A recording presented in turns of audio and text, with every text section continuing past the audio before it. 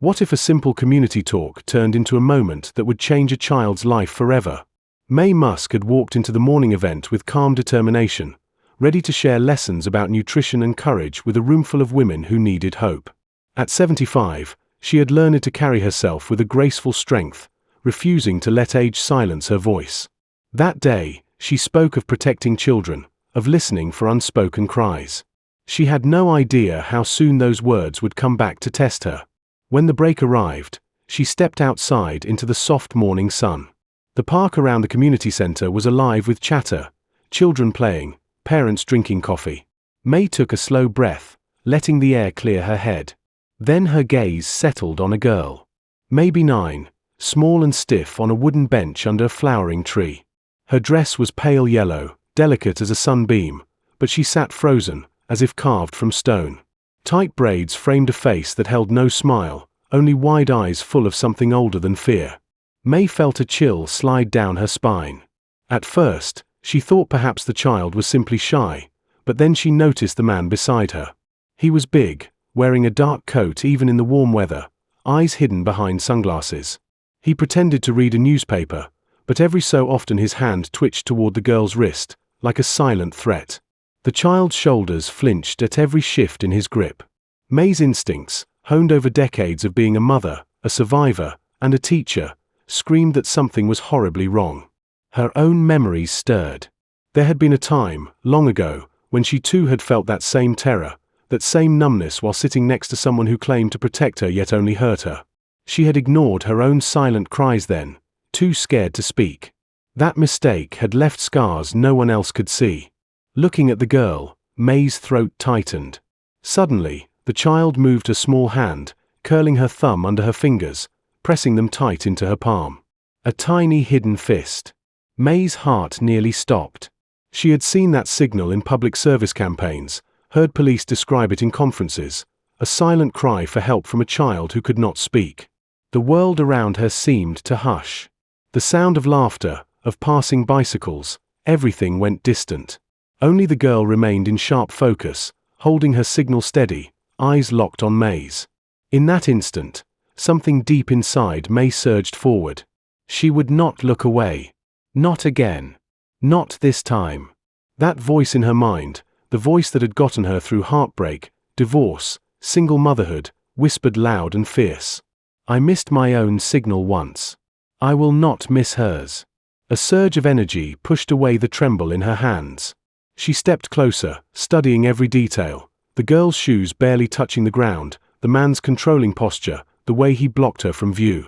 Maye knew if she called attention too soon, she might spook him. If she waited too long, he could disappear. She scanned for exits, for people nearby who might help, for any chance to intervene without making things worse. Her pulse hammered in her ears, but she forced herself to stay calm, to remember the years of public speaking, the hundreds of times she had turned fear into action. That strength was still inside her. It had to be. She would use every ounce of it for this child. Gathering her breath, Maye let her voice settle steady and low, ready to speak, ready to fight in any way she could. Because sometimes, she thought, heroism had nothing to do with running fast or throwing a punch. Sometimes it was as simple as refusing to look away when a child asked for help. Maye forced herself to breathe evenly as she watched the man stand, folding his newspaper with mechanical calm. His movements were measured, but there was a tension in his shoulders that betrayed him. With a quick tug, he gripped the girl's wrist and guided her off the bench. She barely moved on her own, her steps tiny, uncertain, like a marionette on frayed strings. Maye felt her stomach twist. She studied the man's posture through every detail, drawing on years of teaching women how to recognize abusers, how to see danger before it was too late. He kept the newspaper rolled in one hand like a shield, the other clamped around the girl's wrist, fingers angled to control her without leaving a visible bruise. His sunglasses stayed low on his nose, making it hard to read his eyes, but his head turned just enough, scanning the path ahead, checking for threats. That was no casual guardian. That was a predator measuring the world for exits. The girl's shoulders stayed hunched, her free arm tight to her side as if she were protecting her heart from being crushed. Each tiny step seemed to cost her all the bravery she had left. Maye's breath caught again. If she dialed the police now, They might take 10 minutes to arrive, maybe more. 10 minutes was a lifetime to a child in danger. The bus stop was only 2 blocks away. If the man got her on that bus, Maye knew she might never see the girl again. She could not allow that to happen. Her mind raced through options. She saw a group of teenagers skating by, oblivious. A dog walker chatting into her phone. So many people, yet none of them seemed to notice the small tragedy unfolding. Maye wanted to scream but forced herself to think. Stay sharp. Stay present. She had taught so many women how to recognize signs, to trust their instincts, to stand firm. Now it was her turn to live every word she had spoken. Summoning the calm voice that had steadied thousands, she tapped in the emergency number, thumb hovering above the call button. She spoke quietly, barely above a whisper, giving the dispatcher a description of the girl, the man, the direction they were heading. But the dispatcher's voice was distant, promising units would arrive as soon as possible, telling Maye not to intervene. Maye stared down the block where the man was moving faster now, guiding the girl past the cafe, past a couple in running gear, toward the bus stop that would swallow them whole. A memory hit her with a sting. The nights she had lain awake after escaping her own marriage, remembering how no one had stepped in. Remembering how alone she had felt. How she had almost given up. And she saw that same weight on the girl's face, a child already learning the shape of silence. That would not happen again. Maye closed the call and pushed forward. Her shoes tapped against the walkway with a steadiness that surprised her. She felt the tremor in her knees, felt her age in every joint, but her will overpowered the weakness. She would not lose sight of them. The man glanced over his shoulder, catching a glimpse of her. Maye forced a small polite smile, playing the role of an ordinary grandmother taking a stroll. His face barely twitched, but she saw it the moment he clocked her. A hint of suspicion flickered. She pretended to adjust her scarf, turning away as if nothing was amiss, then stepped in closer, trailing them from a safe distance. At the corner, the bus was already rumbling toward the stop. The girl's breathing was shallow, eyes darting at the open door like a death sentence. Maye clenched her hands to keep them from shaking. If he got her onto that bus, she was lost. All the statistics, all the stories she had collected over decades as a public speaker about missing girls, they burned through her mind like a scream. The dispatcher's warning echoed in her ear, but she shut it out. Action. That was the word that kept flashing in her thoughts. Action. She quickened her steps. The man herded the girl forward. His grip was so firm Maye could see the girl's fingers turning pale. For one instant the child looked back, eyes meeting Maye's with that tiny ember of hope.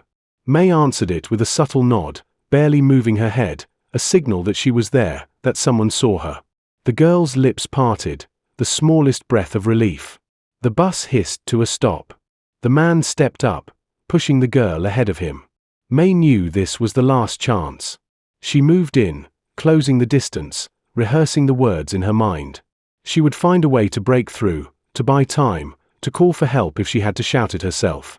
The world had taught her to fear once, but it had also taught her how to fight back. No child would slip away on her watch. Not today. Not ever again. The bus jolted as it pulled away from the curb, rattling windows and sending a tired hiss through the crowded interior. Maye stepped on board with careful calm, her hand steady though her heart pounded like a drum.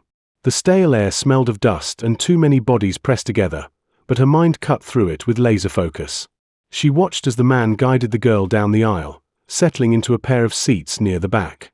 He placed the child by the window, then positioned himself between her and any chance of escape, one arm draped over the seat back in a casual lie.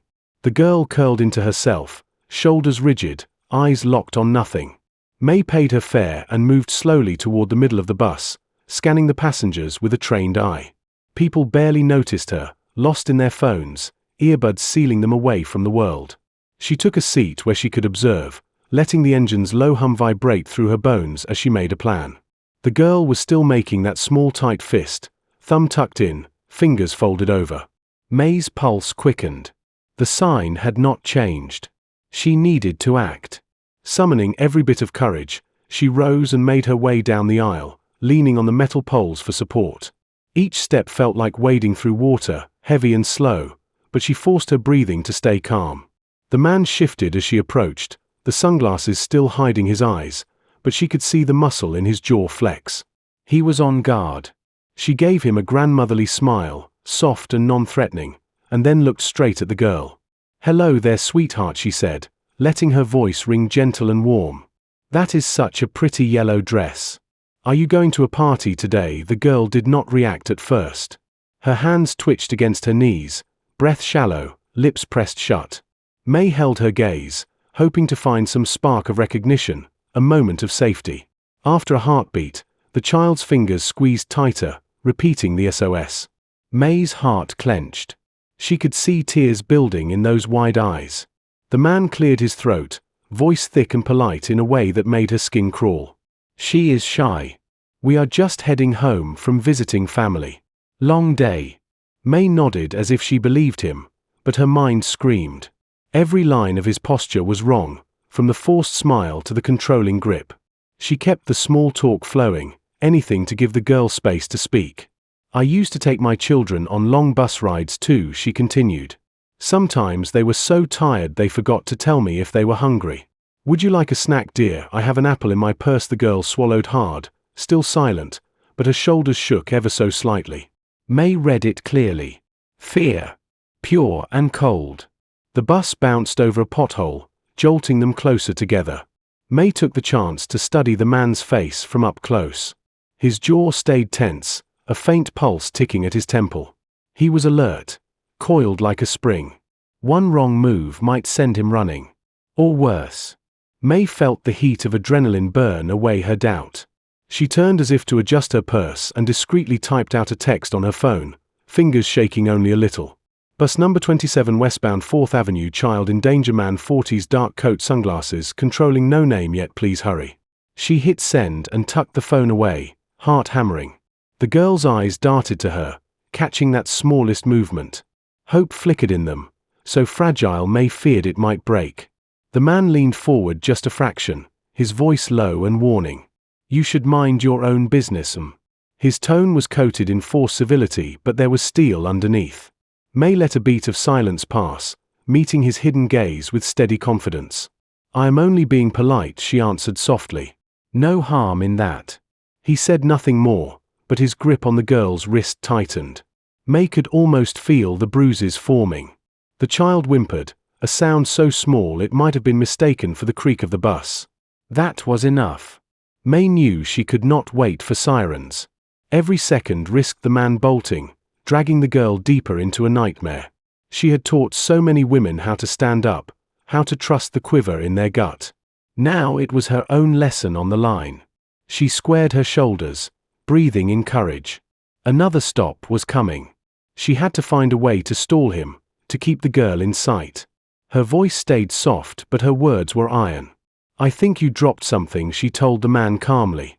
He looked at her, confused. What? The girl blinked, startled. May pointed to the floor behind his seat, inventing the lie with a steady tone. "Right there near your shoe."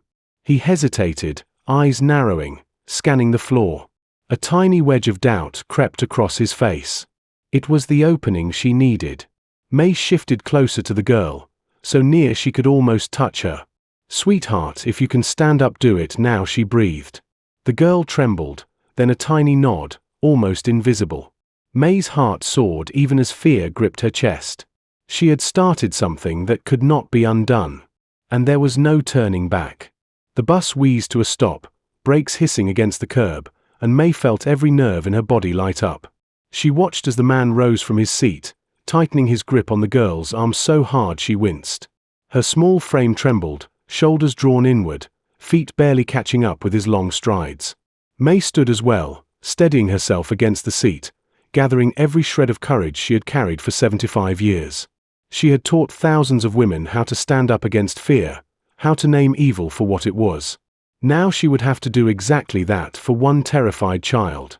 The man stepped into the aisle, hauling the girl behind him like a rag doll, eyes sweeping the passengers for any threat.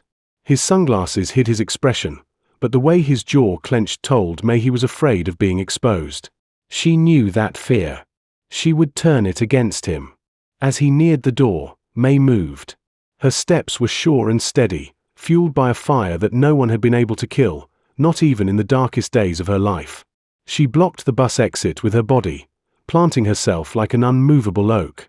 The driver looked up, startled, but too stunned to intervene. Maye raised her voice, letting it carry through the stale bus air with all the strength of a woman who had survived and refused to bow. This child signaled for help. She called out so that every ear could hear her, every heart could feel the tremor in her conviction. I will not let you take her until someone sees what is happening here. A hush fell across the bus. Even the quiet shuffle of feet seemed to freeze.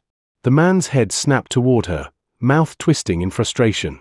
Move aside, lady, he snarled, trying to push past. Maye held her ground. Her shoulders were small, but her resolve was carved from steel. She lifted her chin, refusing to step away. No, she said calmly, her voice unwavering. We have all seen the sign. She needs help.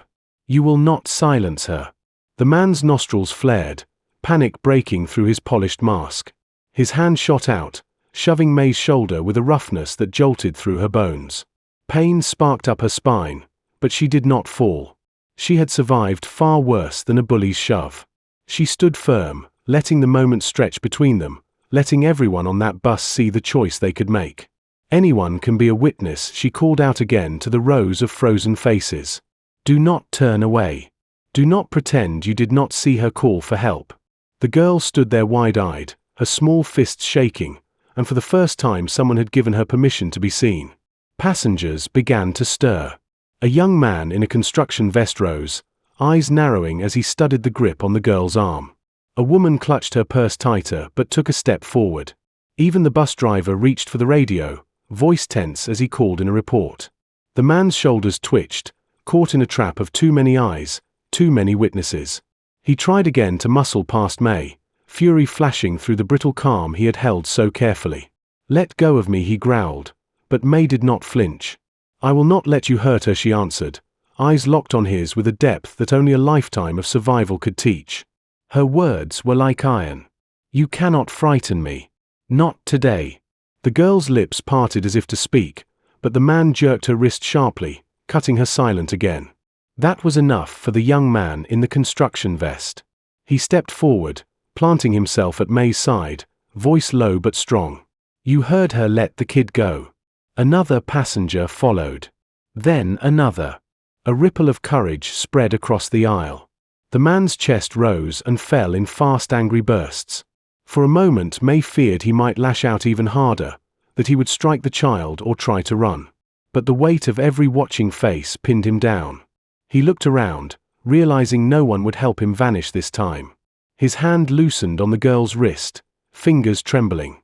The girl drew a shaky breath, the first sign of hope in her small frame. Maye reached for her gently, a steady anchor in the chaos. Come here, sweetheart, she urged, calm as a lighthouse. You are safe now. The girl hesitated, then took one small step, slipping behind Maye's protective arm. The man's fists curled uselessly, his rage cracking open as the bus doors finally whooshed wide and police sirens wailed from the corner. Maye did not move until uniformed officers charged in, surrounding the man with practiced speed. The girl clung to Maye's sleeve, tears spilling down her cheeks, and for the first time her voice rose above a whisper. Thank you. Maye swallowed the ache in her throat, holding the girl close. No child should ever have to thank a stranger for saving them from horror, but she would stand there 1,000 times if that was what it took. The bus seemed to hold its breath as police sirens wailed closer, slicing through the thick summer air outside. Maye felt the tremor in her knees but stood her ground, planting herself in the narrow aisle as the man looked around in a frantic calculation. His eyes darted to the open bus door, then to the window, then back to Maye as if measuring whether he could shove her aside again and vanish before the uniforms arrived. She saw the panic beneath his sunglasses, the quick shallow rise and fall of his chest, and she recognized the flash of desperation she had once seen in men who knew they were cornered. He lunged sideways, gripping the girl's arm again hard enough to make her cry out, and Maye reacted without thinking. She stepped into his path, blocking the way to the exit, fully aware she had no chance of wrestling him to the ground, but she did not have to. Her voice rang out clear and unwavering, a clarion call in the tight space. Everyone listen, she commanded. Do not let him take her. This child signaled for help. You saw her do it. You saw her hands. No one will pretend they did not see it. The man tried to shove past, but Maye locked her arms wide, bracing against the metal pole beside her, refusing to give him even an inch. The girl was whimpering, caught between them, terrified, but there was a new light in her eyes, the first flicker of belief that someone would not abandon her. Behind Maye, a young woman with a green scarf jumped up from her seat and placed herself in front of the bus stairs, blocking the doorway. She was shaking, but she held firm. Another passenger, a man in a construction vest, stepped in on the other side, arms crossed, a human barrier. The predator's mask cracked, rage flooding through as he snarled, "Get out of my way, all of you, you have no idea what you are doing." Maye met that venom with the quiet force of decades of survival. "We know exactly what we are doing," she told him, refusing to break eye contact. "We are keeping her safe." The man's fist clenched, and for a terrifying moment she thought he might strike her, or worse, pull a weapon. But he was trapped by too many witnesses, too many voices now rising around them. The driver of the bus grabbed the radio again, calling the police for a second time and repeating Maye's description in a rushed voice. The girl tried to pull away from the man's grip, but he tightened again, his knuckles white with strain. She let out a soft cry, a sound that tore through Maye's heart like a blade. Enough, Maye told herself, no more. She reached down, grasping the girl's free hand, and gently pulled her behind her, shielding her body as best she could. "You stay right here," she whispered so low only the girl could hear. "You are safe behind me." The child nodded barely, but it was enough. The man's eyes darted to the door again, thinking to run, but the green-scarfed woman still held firm, refusing to move. "I will not let you leave," she declared, voice breaking but determined. Other passengers joined in, creating a wall of bodies that could not be pushed aside. Even those who looked afraid found the courage to stand shoulder to shoulder, no one willing to turn their backs on the girl.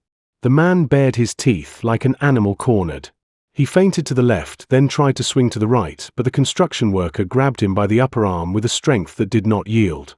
"You heard the lady," he snapped. "You are not taking her anywhere." The bus rocked slightly as people shifted their weight, closing ranks around the predator. Maye felt every second stretch painfully long. Her pulse thundered in her ears. The girl pressed close to her side, breathing in short, fearful bursts. Maye placed a steadying hand on her shoulder, the only anchor she could offer. The man gave one final desperate shove, knocking against Maye's shoulder hard enough to make her stumble, but she did not go down. Instead, she turned her body sideways, bracing herself against the bus door itself, blocking him with everything she had. Her voice rang out one last time, the final line in a speech she had given her entire life about standing up. "She will not go with you, you will not take her, not today." The bus driver opened the radio mic again to shout that officers were right outside. A moment later, the flashing red and blue lights lit up the windows. Maye saw the man freeze for half a heartbeat, weighing if he had time to bolt, but there was no exit left to him. The bus doors opened, and two uniformed officers burst in, weapons holstered, hands out, ready to restrain him. One officer's voice was firm and sharp: "Sir, let go of the child now." The predator's shoulders sagged as if the air had been punched out of him. His fingers slipped from the girl's wrist, trembling. The child gasped, tears running down her cheeks. She threw herself fully behind Maye, clutching her cardigan in a death grip. Maye shifted to cover her protectively, letting the officers move forward. Within seconds, they had the man on the ground in plastic cuffs, his curses echoing through the bus. Another officer came forward, kneeling gently to talk to the girl, checking her arms and speaking with a softness that nearly undid Maye's composure. "Are you hurt, sweetheart?" he asked the girl, who only shook her head, unable to find words yet. Maye exhaled a breath she had been holding since the moment she saw that little thumb curl into a hidden fist. Relief flooded through her, leaving her shaky but grateful. The bus passengers slowly began to return to their seats, talking in hushed voices, glancing at Maye with something between awe and respect. Maye realized then that she had done more than protect a child. She had given a bus full of strangers permission to be brave. That was the power she had always tried to teach, and now she had lived it. The girl looked up at her then, wide-eyed, tears still glimmering, but a tiny spark of hope beginning to grow.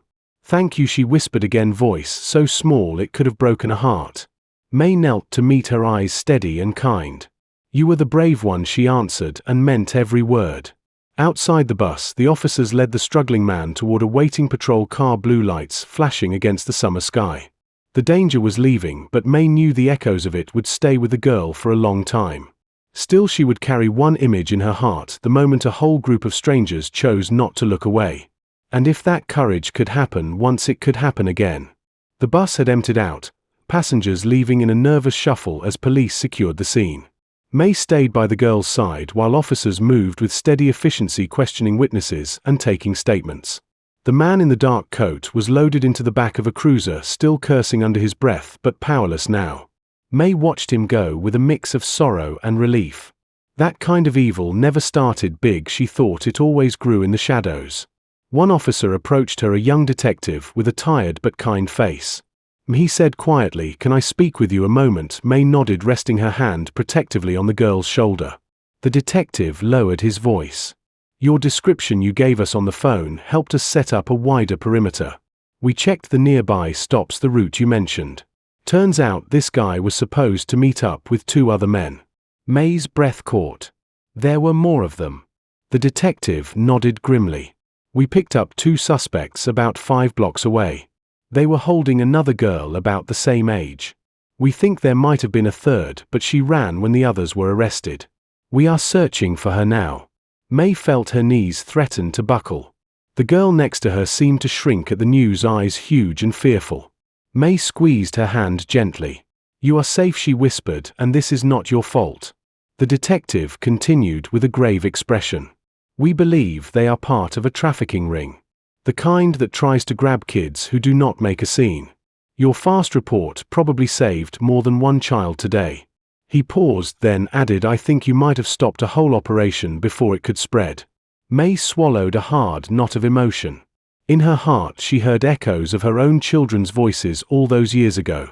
How close had she once come to disappearing in plain sight? How close had she come to being just another missing name no one noticed in time? The girl was staring at her now, tears rolling down her cheeks. Maye reached out and pulled her in close, holding her with fierce gentleness. The girl clung to her cardigan as if it was the only safe place left in the world. "Thank you," she sobbed, the words raw and trembling. Maye brushed a strand of hair from her forehead, steady as a mountain. "You did nothing wrong," she said softly. "You did everything right by asking for help." The girl buried her face in Maye's shoulder. A pair of female officers came forward, gently guiding the child away for a medical check, and Maye let her go with a reassuring nod. The detective stayed back, looking around at the bus, his jaw tight. "These rings grow like weeds," he said darkly. "You rip up the roots fast or they come back worse. You did good today." Maye managed a tired smile, though the weight of it all pressed on her shoulders. It was not just good, she thought. It was necessary. She looked through the window, catching the blue lights reflecting off shop fronts, and felt the burden of so many stories behind those lights, children who never had a chance to signal for help. Today had changed that, at least for a few. As she stepped off the bus at last, Maye saw the girl again, wrapped in a silver blanket, a social worker at her side. Their eyes met across the chaos, and for a moment everything else fell away. The girl took a wobbly step forward, then another, before throwing her arms around Maye in a hug so fierce it nearly broke her heart. "I thought I was going to die," the girl whispered, voice breaking. Maye held her steady, her own eyes damp with tears. "Not today," she promised, "not today." And in that promise something inside both of them healed just a little. 1 week later, the bright studio lights felt almost surreal after the shadows of that day on the bus. Maye sat calmly on a cushioned chair, adjusting her scarf, while the host introduced the segment to a national audience.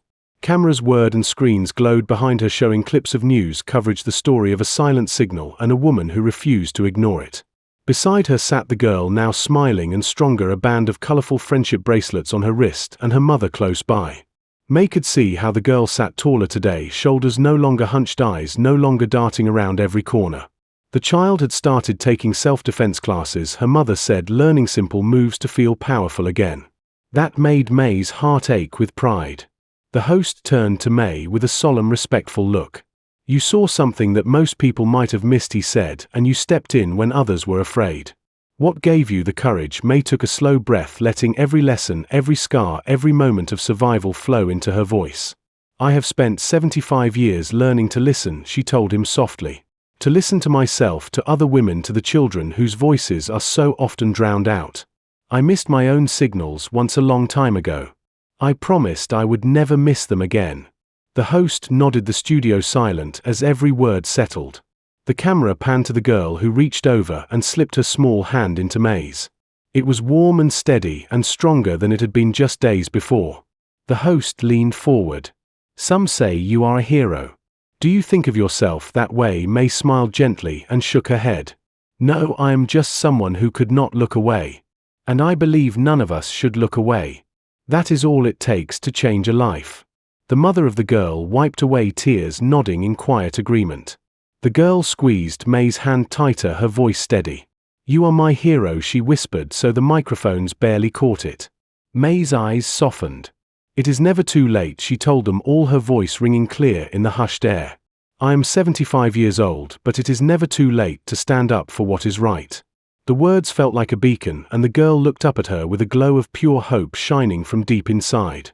The audience erupted in applause, not loud or wild, but honest and warm. Maye glanced around the studio, catching the eyes of strangers who might have walked past that child if they had been there that day. She wanted them to remember. She wanted them to see that courage was not loud or perfect or easy. It was simply refusing to pretend that someone else would fix it. After the cameras cut and the lights dimmed, the girl stood and wrapped her arms around Maye, once more holding tight. "Thank you," she said again, this time with no tears, only gratitude. Maye hugged her back gently. "You take care of yourself," she whispered, "and stay brave." The girl nodded confidently, then skipped back to her mother, who pulled her close, relief and love in every gesture. Maye watched them leave the stage, a small miracle in their steps, and felt peace settle through her bones. She had kept her promise to never miss a cry for help again. And that was enough.